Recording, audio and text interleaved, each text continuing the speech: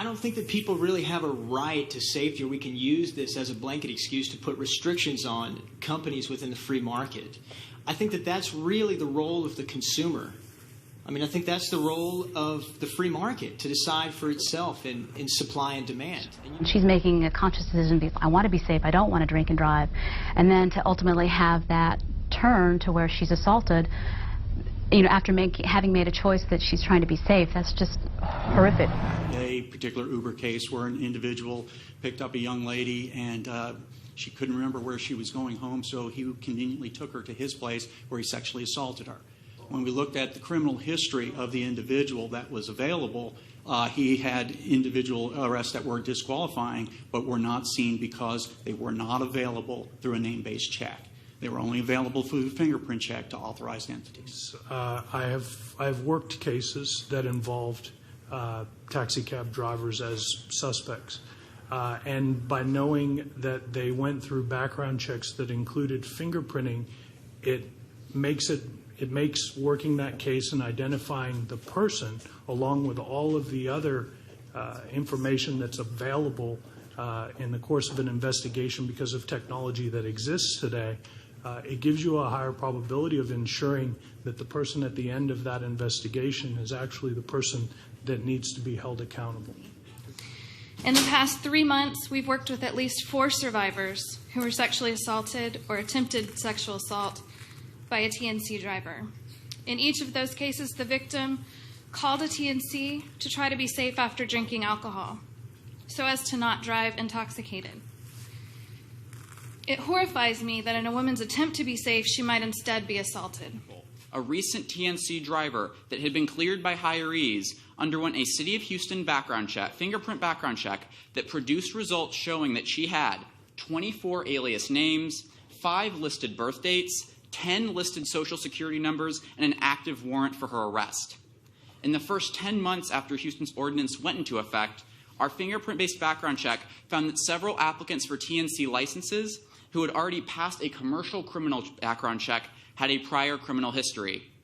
The charges included murder, assault, battery, indecent exposure, DWI, aggravated robbery, larceny, reckless driving, and the unauthorized use of a motor vehicle.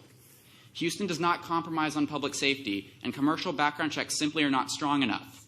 That has put us in the unique position of meeting with and hearing the stories of mostly young women who have been getting into a stranger's vehicle by themselves, often late at night, and sometimes under the influence.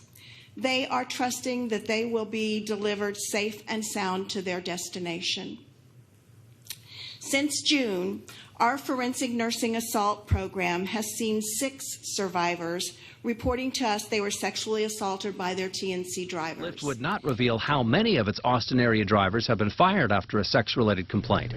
Neither would Uber when we sat down with its local general manager. And on a routine basis, part of our safety program, we will deactivate partners if they're not meeting our quality standards. Have you deactivated any in Austin? Since we've been here? Yes, we've deactivated partners in Austin. How many? I don't have that information. Well, you're the GM. Did you not know? That's a fairly major metric. Yeah, I don't have it handy. I don't actually have that number with me right now. But I want to remind us of the facts which immediately preceded this debate and are not in question. TNC drivers were accused of sexually assaulting 7 women last fall in the span of 4 months. These awful incidents shake out to about 1 every other weekend, and that's just what was reported. Those reported incidents are the canary in the coal mine. The original ordinance requiring mandatory fingerprints was acknowledged by Chief Acevedo, and Safe Place is offering an important layer of protection not only in this industry but in many other industries that protect consumers. This best practice has not come under question. The threat to public safety has not decreased and has not been resolved. Simply put, you got it right the first time.